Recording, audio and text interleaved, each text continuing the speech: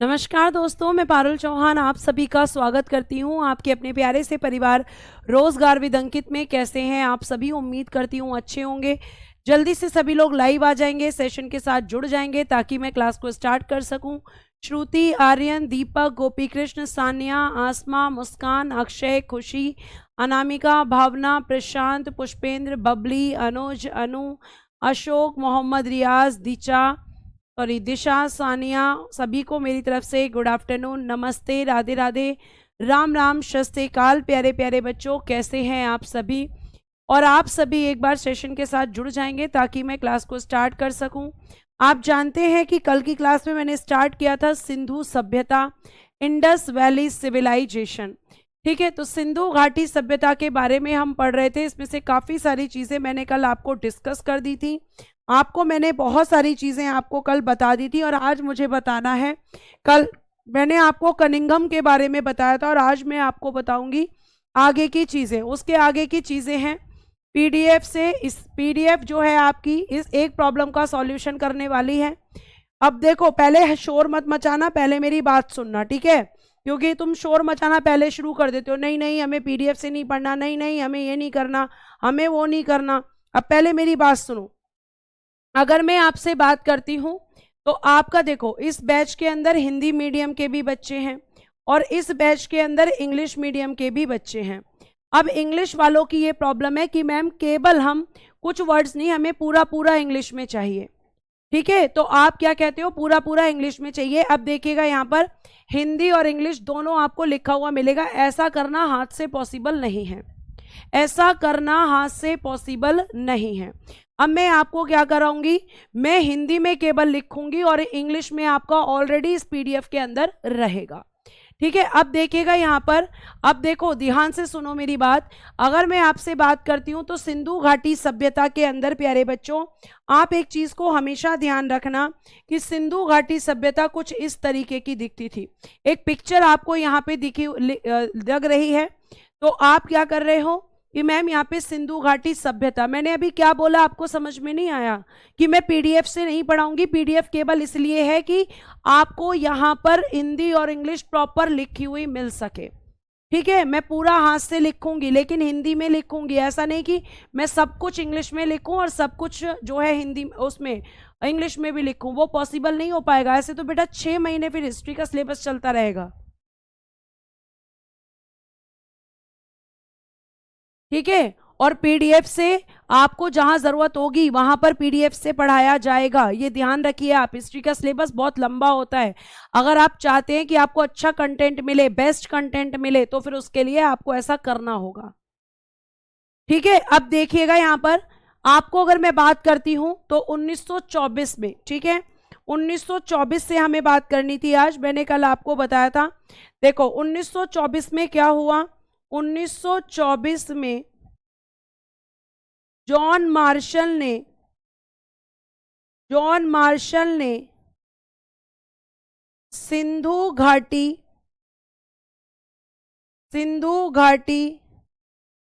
सभ्यता के पाए जाने की विधिवत घोषणा की। किसने की थी? जॉन मार्शल ने। कब की थी? 1924 में। जॉन मार्शल कौन थे इस समय? जॉन मार्शल इस समय पर एएसआई के महानिदेशक थे। एएसआई के महानिदेशक थे। ठीक है, तो सिंधु घाटी सभ्यता में आपका देखो सर्वेक्षण किसने किया?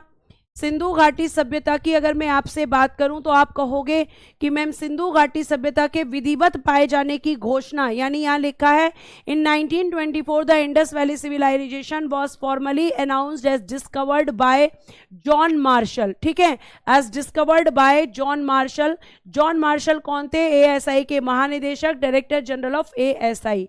जिस टाइम इन्होंने इसकी क्या की थी, फॉर्मली यहाँ पर अनाउंस कर दिया था कि भाई यहाँ पर आपका जो सिंधु घाटी सभ्यता है वो सिंधु घाटी सभ्यता बच्चे आपकी यहाँ पर विधिवत घोषणा किसने की थी? तो जॉन मार्शल ने 1924 में यहाँ पर ये इन्होंने बता दिया था। ठीक है, कनिंघम के बारे में मैं कल आपको बता चुकी हूं। अब जो आपकी सिंधु घाटी सभ्यता है बच्चे, इस सिंधु घाटी सभ्यता के बारे में आपने बेसिक इंफॉर्मेशन देखने के बाद आप देखोगे कि सिंधु घाटी सभ्यता, ठीक है, सिंधु घाटी सभ्यता के आपको जनरल पॉइंट्स बताऊंगी। जैसे सिंधु घाटी सभ्यता कैसी सभ्यता थी? तो बेटा ये एक नगरीय सभ्यता थी। ठीक है, नगरीय सभ्यता यानी कि एक सिटी सिविलाइजेशन आपको देखने के लिए मिलता है। मतलब इसके अंदर जो मकान बनाए गए थे, ठीक है, यहाँ पर जो मकान बनाए गए थे, आप कहेंगे कि यहाँ पर जो मकान थे, ठीक है, वो आपके ग्रिड पद्धति में बने हुए थे, ग्रिड पद्धति से बने हुए थे, ग्रिड पद्धति से बने हुए थे। और यहाँ पर कैसे मकान थे? तो आप कहोगे कि यहाँ पर पक्के मकान थे, पक्के मकान, पक्के मकान थे जिनमें ईंटों का प्रयोग किया गया था, जिनमें ईंटों का प्रयोग किया गया था, जिनमें ईंटों का प्रयोग किया गया था। तो ये एक शहरी सभ्यता थी जहां पर पक्के मकान थे और मकान ग्रिड मेथड से बने हुए थे। और ग्रिड मेथड कैसा होता था मैम? तो बेटा देखो, ग्रिड मेथड कुछ ऐसा होता था, ठीक है, यहाँ पे ऐसे इस तरीके से ये मकान बने हुए होते थे, इस तरीके से ऐसे बने हुए होते थे, ठीक है, इस तरीके से आपके मकान बने हुए थे। इसको कहते हैं ग्रिड पद्धति। इस तरीके से यहाँ पर मकान बने हुए थे, ईंटों से बने हुए थे। ये आपको बेटा बहुत अच्छे से ध्यान रखना है, ठीक है। तो सिंधु घाटी सभ्यता कैसी सभ्यता थी? आप कहोगे कि मैम यहाँ पर सिंधु घाटी सभ्यता, या बेटा बहुत सारे बच्चे कंफ्यूज हो सकते हैं, इस सिंधु घाटी सभ्यता को बच्चे हड़प्पा सभ्यता भी कहते हैं। आप चाहे इसको हड़प्पा सभ्यता कहें, चाहे सिंधु घाटी सभ्यता कहें, एक ही बात है। हड़प्पा सभ्यता क्यों कहते हैं ये भी मैं आपको बताऊंगी, ठीक है। तो ग्रिड पद्धति से बने हुए थे। अब यहाँ पे क्वेश्चन आपका पूछा जा सकता है कि इसमें ईंटों का आकार, ठीक है, जो ईंट हुआ करती थी, ईंटों का अनुपात यानी कि रेशो क्या था? तो ईंटों का जो अनुपात था बेटा, लिखिएगा 3:2:1 था, 3:2:1। इतने के अनुपात में ये ईंटें हुआ करती थी। ईंटों को कहते हैं ब्रिक, ठीक है, ये आपको बहुत अच्छे से ध्यान रखना है। तो आप कहोगे कि मैम सिंधु घाटी सभ्यता में मकान कैसे थे, ये आपको यहाँ पर जानना है। क्या ये सब पीडीएफ में लिखा हुआ है? जी हाँ, पीडीएफ में सब आपको मिलेगा। पहले मैं आपको बता देती हूँ, फिर पीडीएफ से भी बता दूंगी, ठीक है। उसके बाद बच्चे अगर हम बात करें तो इनकी लिपि कैसी थी? लिपि यानी कि स्क्रिप्ट। तो आप कहेंगे कि लिपि इनकी भाव चित्रात्मक थी, भाव चित्रात्मक, मतलब केवल भाव प्रकट किए जाते थे, ठीक है। अब देखो, पीडीएफ से पढ़ाओ मैम, पीडीएफ से पढ़ाओ मैम, बहुत बढ़िया बेटा। आप ये डिसाइड कर लो कि आपको पढ़ना है या नहीं, आपको पढ़ना है या नहीं पढ़ना है। अगर नहीं पढ़ना है तो बता दीजिए, फिर मैं कुछ और सॉल्यूशन निकालती हूं। क्योंकि आपको यही जो प्रॉब्लम थी, हिंदी इंग्लिश की प्रॉब्लम, यही सेम दीवान उसमें भी थी, यूपी कांस्टेबल में, तो यही वहां पे सॉल्यूशन दिया गया और किसी बच्चे को कोई प्रॉब्लम नहीं है।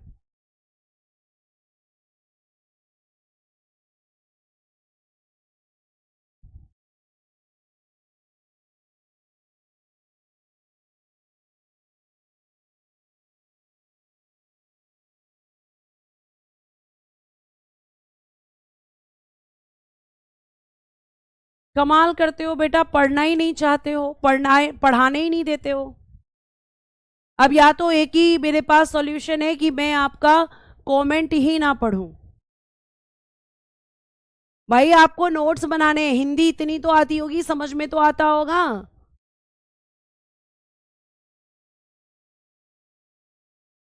हद करते हो भाई।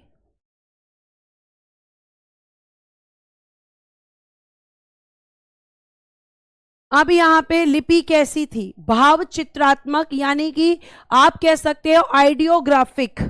कैसी थी?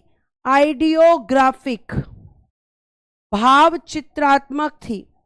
ठीक है, और ये आपकी, आप कह सकते हो कि कैसे, मतलब एक ऐसी लिपि प्यारे बच्चे जो यहां पर आपकी पढ़ी नहीं जा सकती थी, भाव चित्रात्मक थी, और जो आपकी दाएं से बाएं लिखी जाती थी। कैसे लिखी जाती थी? दाएं से बाएं, दाएं से बाएं, यानी कि right to left, right to left, दाएं से बाएं लिखी जाती थी। कभी कभी, कभी कभी यह लिपि बाएं से दाएं लिखी जाती थी। बाएं से दाएं, यानी कि लेफ्ट टू राइट लिखी जाती थी।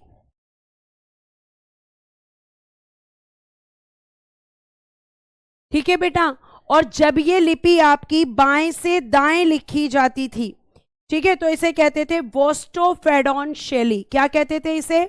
इसे कहते थे बोस्टोफेड्रॉन शैली।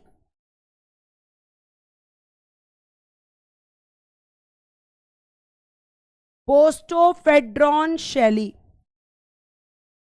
जब ये आपकी कभी कभी लिखी जाती थी बाएं से दाएं, ये आपको बहुत अच्छे में ध्यान रख, बहुत अच्छे से ध्यान रखना है। इसका इंग्लिश देख लीजिए, लिखा हुआ है सिंधु घाटी सभ्यता एक नगरीय सभ्यता थी। Indus valley civilisation was urban civilisation.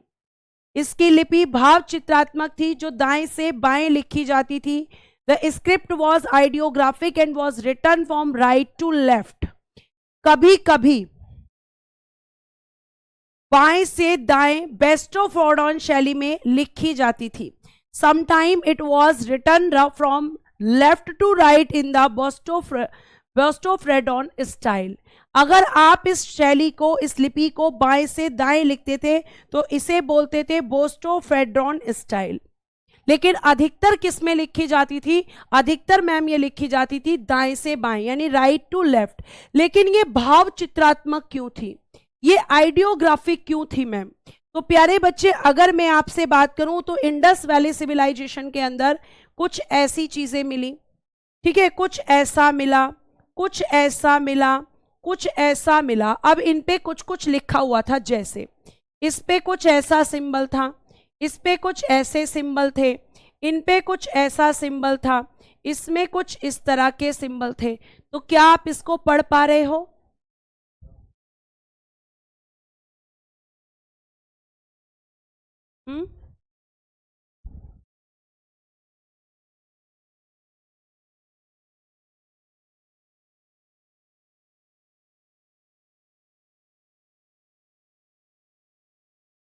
ठीक है, तो पीडीएफ से ही हम अगर पढ़ेंगे तो कोई दिक्कत नहीं होगी। आपको केवल दिक्कत क्या है? माइंड की। अगर यही अभी नवीन सर खड़े होते और वो पीडीएफ से पढ़ा रहे होते तो तुम आराम से पढ़ रहे होते। ऐसा क्यों करते हो भाई तुम लोग? ठीक है, तो आप कहोगे कि मैम यहां पर जो लिपि है वो कैसी थी? तो आप कहोगे कि मैम भाव चित्रात्मक, मतलब इसको पढ़ना संभव ही नहीं, क्योंकि इसकी भाषा ही समझ में नहीं आ रही। ठीक है, तो ये आपको ध्यान रखना है, ये लिपि के बारे में लिखा हुआ है। उसके बाद प्यारे बच्चे, मैंने एक्स्ट्रा फैक्ट क्या लिखवाया है कि यहाँ पे जो मकान थे, जो घर थे, वो किस मेथड में थे। अभी मैं रिवाइज करवाऊंगी, क्वेश्चन पूछूंगी एंड में। ठीक है, उसके बाद प्यारे बच्चे आगे देखिएगा। अब हम बात करते हैं कि सिंधु घाटी सभ्यता के अंदर सबसे प्राचीन नगर कौन सा था? Oldest city in Indus valley civilisation. तो ओल्डेस्ट सिटी क्या है आपका? आप कहोगे मैम भिरराना, जो कहां पड़ता है? हरियाणा में पड़ता है। इसकी खोज कब हुई थी? 2014 में। कब हुई थी प्यारे बच्चे? तो आप कहोगे 2014 में हुई थी मैम। और ये जो आपका सबसे प्राचीन नगर है भिड़ाना, ये आपका कहां पर पड़ता है? हरियाणा में पड़ता है। और इसे सबसे पुराना क्यों माना गया? इसलिए माना गया क्योंकि ये 7500 बीसी से लेकर 6500 बीसी, ठीक है, लगभग इतना पुराना है, अप्रोक्सीमेट इतना पुराना है। तो आपसे क्वेश्चन क्या आएगा? सिंधु घाटी सभ्यता का सबसे प्राचीन नगर कौन सा है? Oldest city of Indus valley civilisation. तो आप कहोगे यहां पर मैम भिड़ाना है। और भिड़ाना कहां पर पड़ता है? हरियाणा में पड़ता है। और इसकी खोज कब हुई थी? 2014 में हुई थी। ठीक है, ये आप हमेशा ध्यान रखेंगे। तो सिंधु घाटी सभ्यता कैसी सभ्यता थी? एक नगरीय सभ्यता थी। सिंधु घाटी सभ्यता में लिपि कैसी थी? भाव चित्रात्मक थी। एक मिनट, इस स्लाइड पे सिंधु घाटी सभ्यता के विधिवत पाए जाने की घोषणा, ठीक है। आगे आइए प्यारे बच्चे, अब हम बात करते हैं कि जो सिंधु घाटी सभ्यता है, इस सिंधु घाटी सभ्यता के लिए तिथि निर्धारण के लिए कौन सी पद्धति यूज की गई है? तो कार्बन 14 का प्रयोग किया गया है। Carbon 14 was use for date determine. तिथि निर्धारण के लिए कार्बन 14 का प्रयोग किया गया है। किसके अंदर बेटा? तो आप कहोगे सिंधु घाटी सभ्यता के अंदर। सिंधु घाटी सभ्यता के अंदर। अभी रिवीजन करवाऊंगी, जो बच्चे परेशान हो रहे हैं भी देखना क्लास में कैसे याद करते हैं। पीडीएफ से पढ़ने का कितना फायदा होता है ये भी आज ही मैं आपको बताऊंगी, ठीक है। अब देखिए आगे, फिर बात आती है कि यहां पे समाज यानी कि सोसाइटी कैसी थी? तो मात्र सत्तात्मक समाज था, मैट्रियार्कल सोसाइटी थी। कैसा समाज था? मात्र सत्तात्मक, ठीक है। कैसा समाज था बेटा? सत्तात्मक समाज था, यानी मैट्रियार्कल सोसाइटी थी। आप कह सकते हो कि यहां पर महिलाओं का बोलबाला था। यहां महिलाएं डिसीजन मेकिंग पावर में पार्टिसिपेट करती थी, ठीक है। यह आपको ध्यान रखना है। गुलशन, अगर मैं आपकी बदतमीजी बर्दाश्त कर रही हूं तो इसका मतलब ये नहीं है कि आपको कुछ भी लिखने का हक है।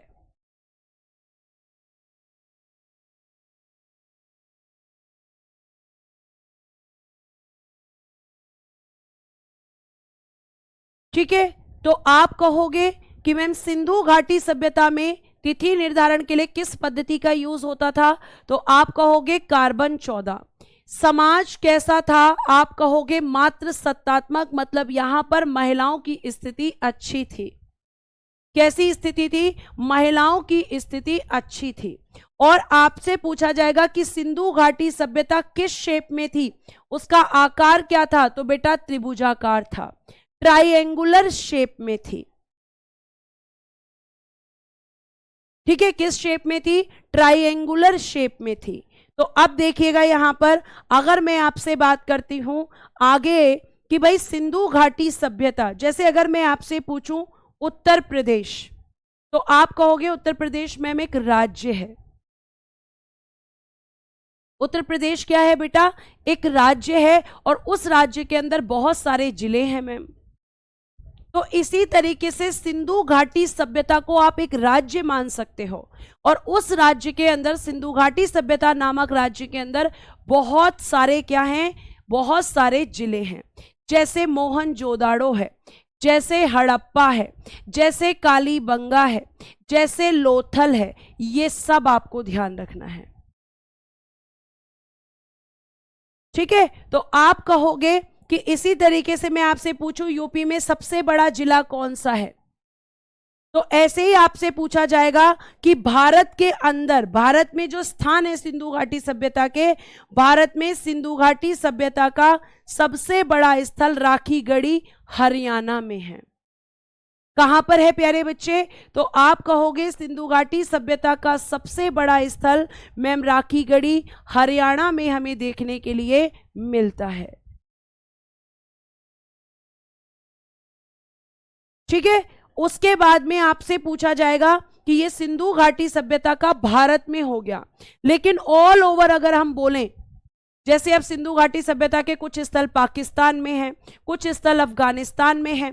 तो सिंधु घाटी सभ्यता का भारत से बाहर अगर हम बात करते हैं तो सबसे बड़ा स्थल कौन सा है, मतलब ओवरऑल कौन सा है, तो आप कहोगे कि मैम तब आंसर अलग हो जाएगा। सिंधु घाटी सभ्यता का सबसे बड़ा स्थल मोहनजोदाड़ो है, जो वर्तमान में पाकिस्तान में, ठीक है, ये क्या है लिखा हुआ है, पाकिस्तान में सिंधु नदी के किनारे स्थित है। तो the largest site of Indus valley civilisation Mohenjodaro which is currently on the banks of Indus river in Pakistan, ठीक है, तो पाकिस्तान में स्थित है। अब ये हाथ वाले बच्चों की समस्याएं दूर कर देते हैं। अब हमने यहां तक पढ़ा है, इसको मैं पूरा रिवाइज करवा देती हूं आपको। अब मुझे बताते चले जाना और आंसर आप ही लोग करोगे, मैं नहीं करूंगी, ठीक है। लिपि तक हमने पढ़ा था, लिपि के बाद मुझे बताइएगा आगे की चीजें। आप मुझे बताएंगे सिंधु घाटी सभ्यता का सबसे प्राचीन नगर कौन सा है, सबसे प्राचीन नगर बता दीजिएगा कौन सा है, ठीक है। इसकी खोज कब हुई थी और ये कितने वर्ष पुराना है, कितने वर्ष पुराना है, ये मैंने आपको बताया ओल्डेस्ट सिटी। उसके बाद आप मुझे बताना सिंधु घाटी सभ्यता में कैसा समाज था, सिंधु घाटी सभ्यता का समाज कैसा था, सिंधु घाटी सभ्यता का आकार कैसा था, ठीक है। सिंधु घाटी सभ्यता का समाज कैसा था, आकार कैसा था, और मुझे बताइएगा यहां पर, हाँ, सिंधु घाटी सभ्यता का सबसे बड़ा स्थल, सिंधु घाटी सभ्यता का सबसे बड़ा स्थल का सबसे बड़ा स्थल, largest site of Indus valley civilisation. फिर बताना सिंधु घाटी सभ्यता का भारत में सबसे बड़ा स्थल,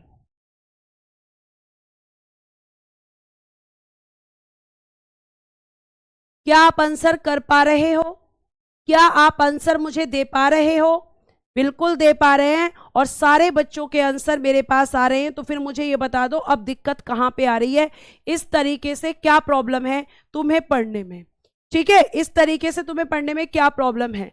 सबसे प्राचीन नगर मैम भिरनाना, ठीक है, आपने खुद ही आंसर दिए हैं सारे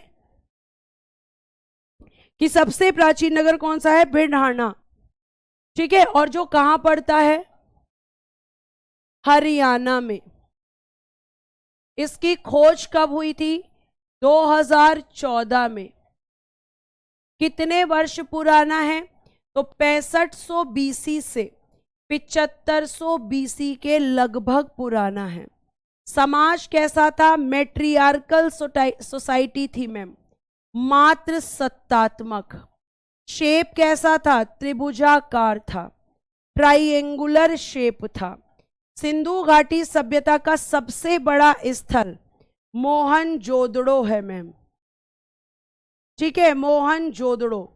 बताइएगा किस नदी के किनारे, किस नदी के किनारे है, और बताइएगा कहां पर स्थित है,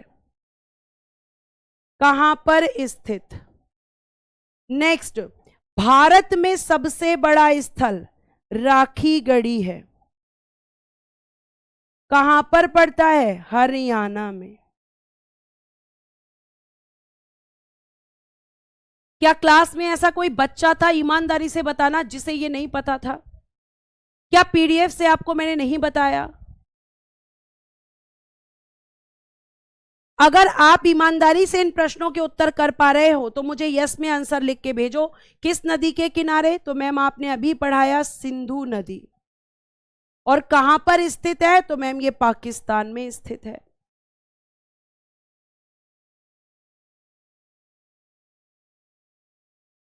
आंसर कौन कर रहा है, आप कर रहे हो, सिर्फ आप अपने दिमाग में फिक्स कर लेते हो चीजों को, किसी का भला ना हो जाए।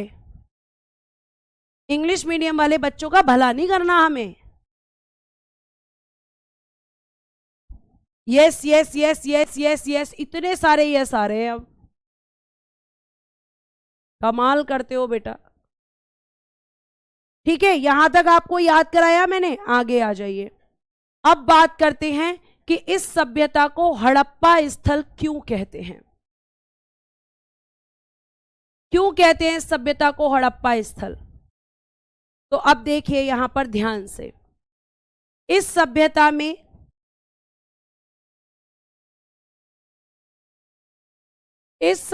में सर्वप्रथम खोजा गया स्थल हड़प्पा है, जिसकी खोज दयाराम साहनी जी ने, ठीक है, जिसकी खोज दयाराम साहनी ने की, इसलिए इसे हड़प्पा सभ्यता भी कहते हैं। हड़प्पा वर्तमान में पाकिस्तान में रावी नदी के किनारे है। तो क्या लिखेंगे? The first site discovered in civilisation is Harappa which was discovered by Dayaram Sahni in 1921. Hence, it is also called Harappa civilization. Harappa is currently located on the banks of Ravi River in Pakistan. तो आप क्या करोगे यहां पर? आप ma'am कहोगे कि यहां पर हड़प्पा सभ्यता इसलिए कहते हैं क्योंकि सबसे पहला खोजा गया स्थल कौन सा था? हड़प्पा था।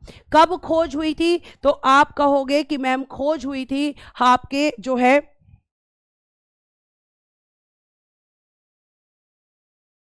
एक मिनट, मैंने एक चीज उल्टी लिख दी है शायद, एक मिनट, हाथ वाली वो कहाँ है? एक मिनट, मैंने इसको उल्टा कर दिया, इसको ठीक करना पहले एक बार, सॉरी, ठीक है, उल्टा लिख दिया था, आई एम सॉरी। तो इसकी खोज किसने की थी, कब की थी, किस नदी के किनारे पर है, यह आपको बताना है। अमित कुमार जी, मैंने सिंधु नदी बताई थी, सिंधु नदी के किनारे मोहनजोदाड़ो स्थित है। ठीक है, तो आपसे मैं अभी पूछूंगी कि सिंधु घाटी सभ्यता का सबसे पहला खोजा गया स्थल कौन सा था? लिख लीजिए आप फटाफट से ताकि मैं आगे बढ़ूं जल्दी से। 7500 से 6500 कर दीजिएगा उसको। हड़प्पा का सबसे पुराना शहर या सबसे पुराना नगर आपका बताया मैंने अभी, भिरनाना है।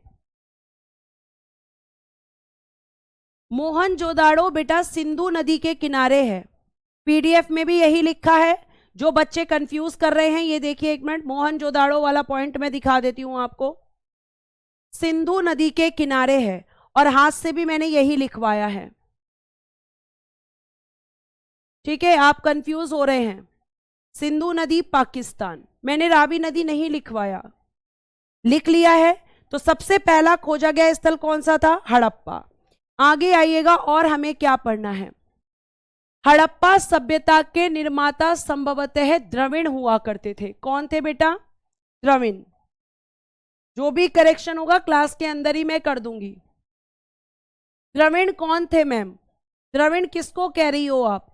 बेटा द्रविड़ का मतलब समझो, द्रविड़ कहा गया है काले लोगों को। द्रविड़ कौन थे? काले, और काले मतलब भारतीय, यानी इंडियंस। तो हमारे भारतीय लोगों ने इस सभ्यता को स्थापित किया था। ठीक है, तो आप क्या कहेंगे कि हड़प्पा सभ्यता के निर्माता कौन थे? द्रविड़ थे। हड़प्पा में ईंटों का अनुपात 3:2:1 था। The ratio of bricks in Harappan was 3:2:1।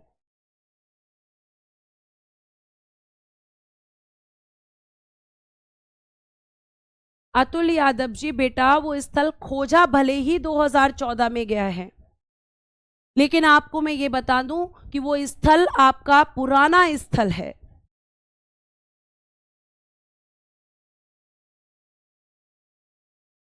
ठीक है, तो आप कहेंगे द्रविड़।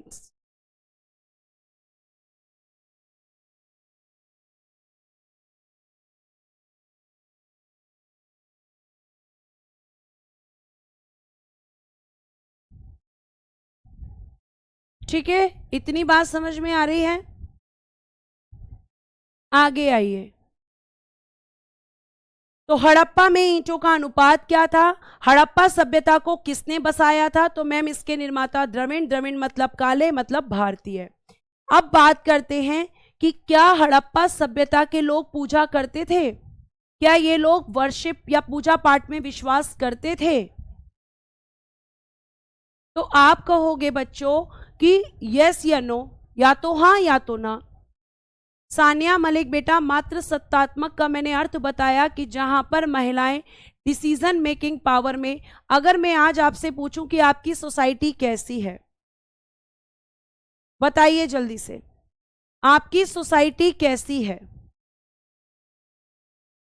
बताओ जल्दी से मुझे, आपका समाज कैसा है? पितृसत्तात्मक है या मातृ सत्तात्मक है? आज के समय का बताओ, आप हड़प्पा को छोड़ दो।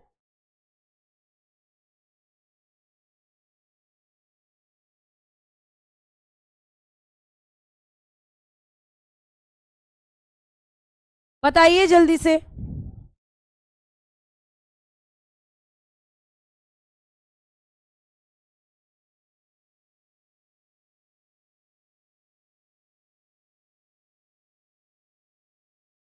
कैसा है? पितृसत्तात्मक है। क्यों कहा आपने ये चीज? क्यों कहा आपने कि मैम पितृसत्तात्मक है? क्योंकि आज आपके समाज में जो डिसीजन मेकिंग पावर है वो किसके पास है? पुरुषों के पास है। आपके घर में मम्मी भी है, पापा भी है, लेकिन ज्यादातर घरों में किसकी चलती है? पिताजी की। अगर कोई भी बड़ा डिसीजन लेना पड़ता है तो कौन लेता है? पिताजी लेते हैं। लेकिन इस समय पर क्या था? इस समय पर मात्र सत्तात्मक समाज था, यानी महिलाएं डिसीजन मेकिंग पावर में जो है इन्वॉल्व थी। एक ऐसा सिविलाइजेशन, एक ऐसा समाज है ये जहां पर महिलाओं की स्थिति आपको अच्छी देखने के लिए मिलती है। जैसे ही मैं वैदिक सभ्यता पे जाऊंगी बेटा, वहां पर जाकर आप देखोगे कि पितृसत्तात्मक समाज हो जाएगा। ये इसका मतलब है। ठीक है, अब देखिए यहां पर पूजा के साक्ष्य मिले हैं। यहां के लोग धरती को उर्वरता की देवी, ठीक है, धरती को उर्वरता की देवी मानकर उसकी पूजा करते थे, उसकी पूजा करते थे। इसके अलावा मातृ देवी, पेड़, सांप, पशु, जल और बेटा स्वास्तिक। स्वास्तिक कैसा होता है? आपने देखा होगा, कुछ इस तरीके का होता है। ये होता है स्वास्तिक। So evidence of worship has been found. People have worshipped the earth as the goddess of fertility, and apart from this, they also worship the mother goddess, trees, snakes, animals, water, swastik. Ma'am कैसे पता चला कि यहाँ के लोग मातृ देवी की पूजा करते थे? क्योंकि यहाँ पर मूर्तियां मिली हैं, यहाँ पे स्टैचू मिले हैं फीमेल्स के, इसलिए कहा जाता है कि यहाँ पर मातृ देवी की पूजा होती थी। ठीक है, तो आप कहोगे पूजा, यस मैम होती थी। लेकिन अब मेरा अगला क्वेश्चन कि मैम पूजा ये लोग कहां पर करते थे? क्या इस टाइम पे मंदिर होते थे? क्या यहां पर मंदिर का कोई एविडेंस मिला है? तो आप क्या बताओगे? नहीं मैम, यहां पर पूजा तो होती थी लेकिन यहां पर मंदिर का कोई साक्ष्य नहीं मिला। ये देखिए यहां पर क्या लिखा है, हड़प्पा सभ्यता में मंदिर के साक्ष्य नहीं मिले। यहां मंदिर का कोई एविडेंस नहीं है। ये लोग प्रकृति की पूजा करते थे, ये लोग सांप की, ये लोग पेड़ की, ये लोग आपकी धरती की, इन सब की। तो आप कहोगे कि हड़प्पा सभ्यता से मंदिर के साक्ष्य नहीं मिले। No evidence of temple was found from the Harappan civilisation. अब आप इसे चाहे हड़प्पा सभ्यता लिख लो या सिंधु सभ्यता लिख लो, एक ही बात है। ठीक है, उसके बाद हड़प्पा सभ्यता के लोग लोहे का प्रयोग नहीं करते थे। किसका प्रयोग करते थे मैम? तो आप कहोगे कि मैम ये लोग तो कांसे का प्रयोग करते थे, क्योंकि कल ही आपने बताया था कि ये एक कांस्य युगीन सभ्यता है, यहां पर ब्रोंज का यूज किया जाता था। और क्योंकि ये लोग लोहे के बारे में नहीं जानते थे, इसीलिए इन लोगों ने क्या किया, ये लोग तलवार से भी परिचित नहीं थे। इन लोगों को तलवार का ज्ञान नहीं था। तलवार समझते हो ना? तो उसका भी ज्ञान नहीं था। क्यों? क्योंकि मैम ये लोहे का प्रयोग नहीं करते थे। The people of the Harappan civilisation did not use iron. इन्होंने यूज ही नहीं किया। इसने किस चीज को यूज किया? ब्रोंज, कांसे का यूज किया इन्होंने, जो तांबा और टिन के मिक्सचर से बनता था। मैम ये सफेद क्या है? आ रही हूं राहुल। इनका पवित्र पशु यानी सेक्रेड एनिमल था कुवड़ वाला बैल। और कुवड़ वाला बैल बेटा ये है आपका, ये कुवड़ वाला बैल बना हुआ है। अब आप में से बहुत सारे बच्चे कहेंगे तो गैंडा सा लग रहा है, ठीक है, ये तो बंदर सा लग रहा है, लेकिन यही कुवड़ वाला बैल था, यानी हम्प्ड बुल इसको कहते हैं। तो हड़प्पा सभ्यता के लोग क्या क्या चीजें आपके यहां पर थी, मैं अभी आपसे पूछूंगी क्वेश्चन, ताकि क्लास में ही मैं याद करवा सकूं। ठीक है, तो आपका पवित्र पशु कौन सा था? कुवड़ वाला बैल था। आगे देखिएगा, ये लोग मीठे में क्या खाते थे? क्या रसगुल्ले खाते थे? रसमलाई खाते थे? कपड़े कैसे पहनते थे? क्या यहां पर व्यापार होता था? होता था तो क्या इस समय बंदरगाह होते थे? बच्चा कह रहा है मैं अदरक लग रही है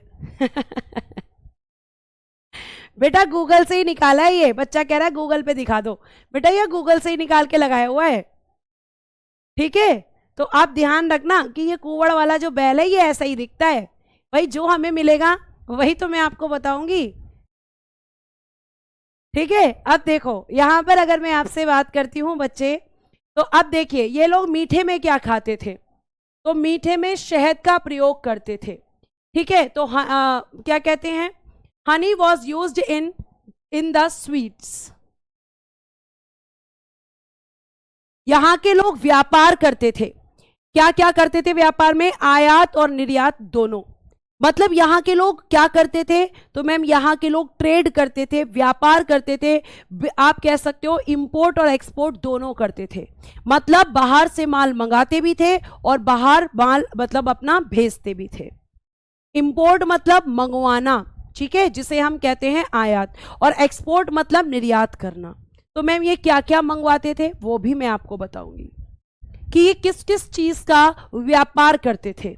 ये बाहर से सोना मंगवाते थे, बाहर से चांदी मंगवाते थे, बाहर से आपका सीसा मंगवाते थे, ठीक है। कई सारी चीजें हैं जिनका ये व्यापार करते थे, तो आपको ध्यान रखना है।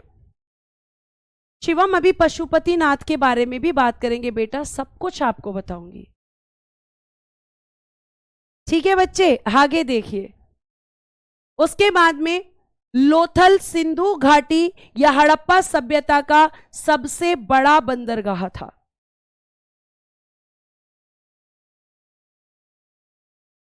ठीक है, सबसे बड़ा बंदरगाह था आपका लोथल।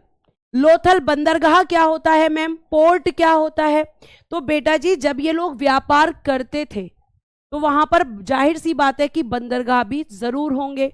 जैसे मान लीजिए कि कैसे व्यापार करते थे, तो नाव में, यहां पे ये लोग इस नाव के अंदर सामान को लोड कर देते थे, ठीक है, इसके अंदर सामान लोड रहता था। पर लोड कहां से करते थे? तो ये जो आपका लोथल है ना, लोथल कहां पर पड़ता है? ये गुजरात में। अब इस लोथल से ये लोग क्या करते थे? यहां से इस माल को क्या करते थे? इसमें भरते थे, और अगर कोई नाव सामान लेकर आती थी तो यहां पर उतारते थे। तो बंदरगाह एक ऐसी जगह होती है, पोर्ट एक ऐसी जगह होती है जहां पर व्यापार किया जाता है, मतलब सामान को उतारा जाता है और वहीं से सामान चढ़ाया भी जाता है। इसके अलावा एक बंदरगाह और था, सुरकोतदा भी एक बंदरगाह था। और सुरकोतदा कहां पर पड़ता है बेटा? ये भी आपका गुजरात में है। लोथल भी गुजरात में है और सुरकोतदा भी आपका गुजरात में है। तो ये लोग इंपोर्ट एंड एक्सपोर्ट दोनों करते थे, और जब इंपोर्ट एक्सपोर्ट करते थे इसका मतलब यहां पे पोर्ट भी हुआ करते होंगे, इसका मतलब यहां पे बंदरगाह भी हुआ करते होंगे, ठीक है। आगे देखिएगा, यह सभ्यता दो टीलों में विभाजित थी। This civilisation was divided in 2 mounts. और वो 2 माउंट्स कौन से थे? तो एक था प्यारे बच्चे आपका पूरब, जिसमें सामान्य लोग रहते थे। सामान्य लोग जैसे हम और आप, हम और आप रहते हैं। और एक हुआ करता था आपका पश्चिम, जिसमें राजा या सरदार रहते हैं, राजा या सरदार। बस इतना ही अभी मैं आपको रिवाइज करवा देती हूं। चलिए अब मैं आपको एक बार रिवाइज कराने के लिए हाथ से लिखना शुरू करती हूं और आप में से देखते हैं कितने बच्चों को चीजें याद हुई हैं। बताइएगा, सबसे पहले खोजा गया स्थल, खोजा गया स्थल कौन सा था? खोज किसने की? खोज कब की? किस नदी के किनारे था और स्थित कहां पर है? ठीक है, ये आप मुझे बताएंगे। पूजा के साक्ष्य मिले हैं या नहीं? मंदिर के साक्ष्य मिले हैं या नहीं? लोहे का प्रयोग होता था या नहीं? ये सब क्वेश्चन है। और पूजा, किसकी पूजा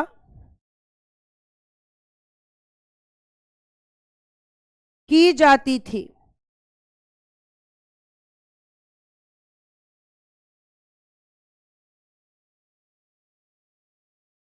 की जाती थी। सिंधु घाटी सभ्यता के बंदरगाह, बंदरगाह, सिंधु घाटी सभ्यता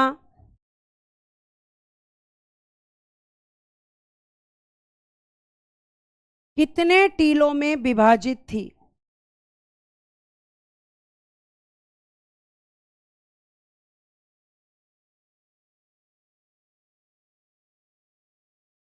इनकी लिपि कैसी थी? मकान कैसे थे? लिपि कैसी थी, मकान कैसे थे? अगर आप इन सब प्रश्नों के उत्तर कर पा रहे हैं ना बच्चों, तो आप कहोगे कि आपको सारी चीजें याद हो रही हैं क्लास में। खोजा गया स्थल कौन सा था? हड़प्पा। किसने की थी? दयाराम साहनी। इसीलिए इसे कहते हैं हड़प्पा सभ्यता। कब? 1921। कौन सी नदी? रावी नदी। स्थित कहां पर है? पाकिस्तान में। पूजा के साक्ष्य मिले हैं, मंदिर के साक्ष्य नहीं मिले। लोहे का प्रयोग नहीं। पूजा किस किस की होती थी? मातृ देवी की, धरती को उर्वरता की देवी मानकर, ठीक है। उसके अलावा पेड़ की, उसके अलावा जल की, स्वास्तिक की, सांप की, एक्सेट्रा लिख देना। इन सब की पूजा होती थी, ठीक है। उसके बाद सिंधु घाटी सभ्यता के बंदरगाह लोथल है और मैम आपका सुरकोतदा है। दोनों गुजरात में है। सुरकोतदा। सिंधु घाटी सभ्यता 2 टीलों में विभाजित थी, पूरब और पश्चिम। लिपि भाव चित्रात्मक। मकान कैसे थे? पक्के। मुझे बता देना मकान किस पद्धति में बने हुए थे? मकान किस पद्धति में बने हुए थे, यह भी बता देना। मकान किस पद्धति में बने हुए थे?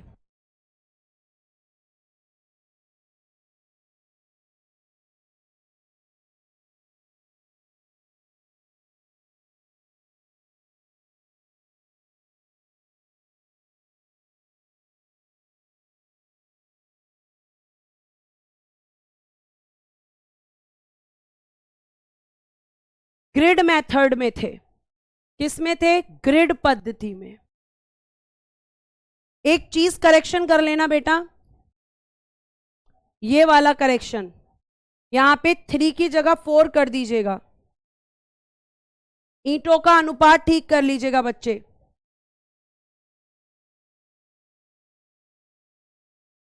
ठीक है, 4:2:1।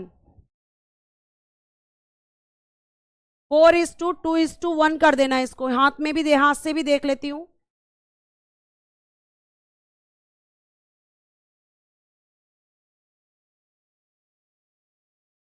फोर इज टू 1, इसको ठीक कर दीजिएगा। अब आगे आइए, यहां पर हम कहां थे? हाँ, पूरब और पश्चिम। क्या यहां तक की बातें समझ में आई? मैम क्या स्वास्तिक चिन्ह यहीं की देन है? हाँ, यहां तक की बात समझ में आई? मैम 1.5 घंटे की क्लास ले लीजिए। अब इतना समझ में आने लगा तुम्हें? ईंटों का आकार ठीक कर लेना, 4:2:1, उसे ठीक कर लेना, 4:2:1 कर देना उसको। अब आगे सुनिए ध्यान से मेरी बात को। देखो, अगर मैं आपसे बात करती हूं तो धोलावीरा सिंधु घाटी सभ्यता का एकमात्र नगर था जो 3 टीलों में विभाजित था। तो 3 टीले कौन कौन से थे? तो बेटा एक पूर्व यानी कि ईस्ट था, एक आपका पश्चिम यानी कि वेस्ट था, और एक आपका मध्य यानी कि मिडिल था। तो ये 3 भागों में विभाजित था, एकमात्र स्थल था। कैसा था? एकमात्र स्थल था। ये आप ध्यान रखेंगे।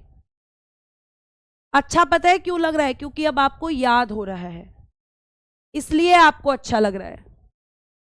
और इसीलिए मैंने पीडीएफ का सहारा लिया ताकि मैं आपको 2-2 बार चीजें बता सकूं और अच्छे से पढ़ा सकूं।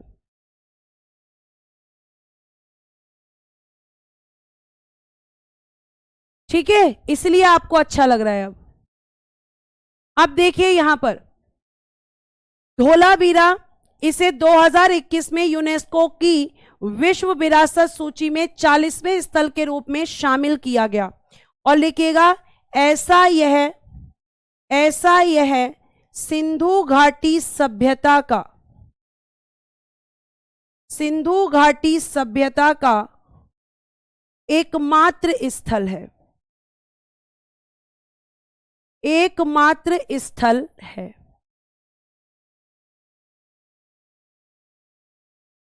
मतलब यूनेस्को की वर्ल्ड हेरिटेज साइट में अभी तक केवल एक स्थल शामिल हुआ है जिसका नाम है धोलावीरा। कहां पड़ता है मैम धोलावीरा? तो बेटा जी धोलावीरा आपका पड़ता है गुजरात में।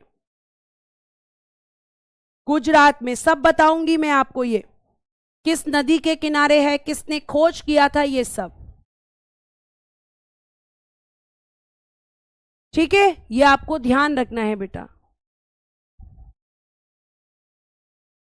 इतनी बात समझ में आई?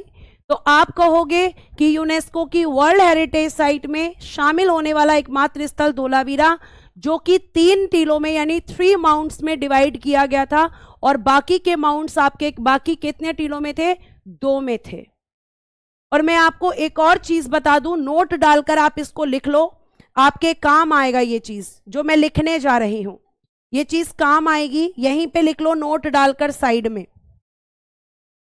नोट, स्वतंत्रता के पश्चात, किसकी स्वतंत्रता? भारत की। स्वतंत्रता के पश्चात, आफ्टर इंडिपेंडेंट,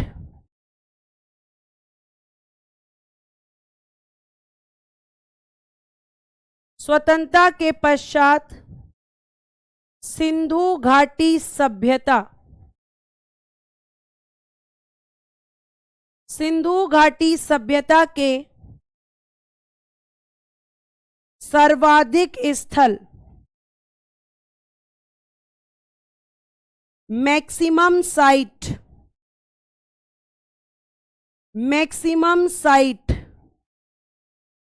गुजरात में खोजे गए। गुजरात में खोजे गए, खोजे मतलब डिस्कवर्ड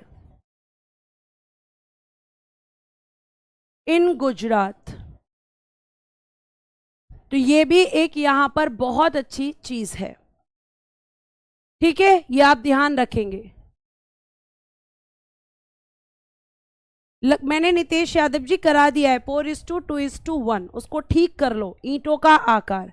अब बेटा कल कहाँ से पढ़ेंगे? कल मैं आपको देखो क्या क्या पढ़ाने वाली हूँ।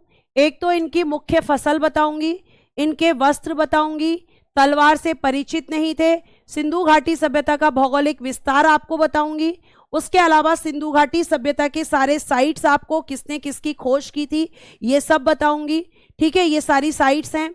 मोहर के बारे में बताऊंगी, मोहर क्या होती थी, इसका यूज किसके लिए किया जाता था, मोहरों का उपयोग बर्तन कैसे हुआ करते थे। ठीक है, और आपके यहाँ पर ये लोग ट्रैवलिंग कैसे करते थे, ये लोग जो हैं मतलब इनका शासन कौन चलाता था, क्या इस टाइम पे राजा हुआ करते थे या सरदार था या कोई और, ये पूरी पीडीएफ आपको आज एडवांस में दे रही हूं मैं। फिर इनका विदेशी व्यापार क्या था, ये सब मैं आपको बताऊंगी। और फिर इसके बाद क्या पढ़ेंगे, एक एक करके हम सारे स्थल पढ़ेंगे। अब मेरा तरीका यही रहेगा, पीडीएफ से पढ़ाना और आपसे प्रश्न पूछकर आपको याद कराना। नितेश यादव बेटा कितनी बार बोलूं कि 4:2:1 करवा दिया है, आप क्यों नहीं सुन रहे हैं मेरी बात? ये देखिए यहां पर अभी तो कहा करेक्शन कर लो, ये देखो बेटा,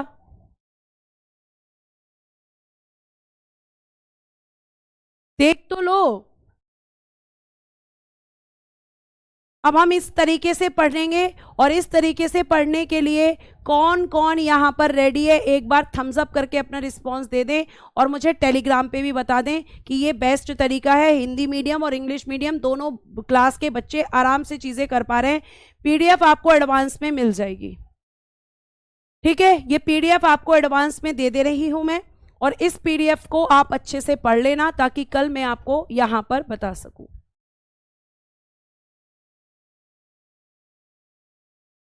ये देखिए नितेश आपका कौन है बेटा, स्टूडेंट है जैसे आप हो। कैसे कैसे क्वेश्चन करते हो आप लोग। नितेश कौन है? अरे बच्चे स्टूडेंट है, आप स्टूडेंट हो, वो भी स्टूडेंट है। बहुत बढ़िया, धन्यवाद आपके इस सपोर्ट के लिए, बहुत बहुत धन्यवाद। Thank you so much, bye bye, take care and good day everyone. जय हिंद, जय भारत। हंसते रहें, मुस्कुराते रहें और हमेशा खुश रहें।